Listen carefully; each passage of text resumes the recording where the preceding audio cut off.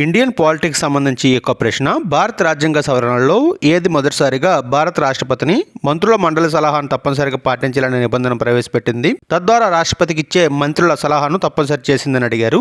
ఈ యొక్క 44వ రాజ్యాంగ సవరణ 1978 ప్రకారం రాష్ట్రపతి తన స్వతంత్ర నిర్ణయంతో కాకుండా మంత్రివర్గ సలహాను తప్పనిసరిగా పాటించాలనే నిబంధనను ప్రవేశపెట్టింది. అయితే ఒకసారి రాష్ట్రపతి మంత్రుల మండలి సలహాను తిరస్కరించే అవకాశం ఉంది. కానీ అదే సలహా మళ్ళీ పంపితే ఆయన దాన్ని తప్పనిసరిగా ఆమోదించాలి. 41వ రాజ్యాంగ సవరణ 1976 ప్రధానంగా రాష్ట్రపతి గవర్నర్ల పదవీ విరమణ వయస్సు మరియు ఫిర్యాదుల విచారణకు సంబంధించిన అంశాలను మార్పులు చేసింది. 42వ రాజ్యాంగ సవరణ 1976ని మనం మినీ రాజ్యాంగంగా పేర్కొంటాం.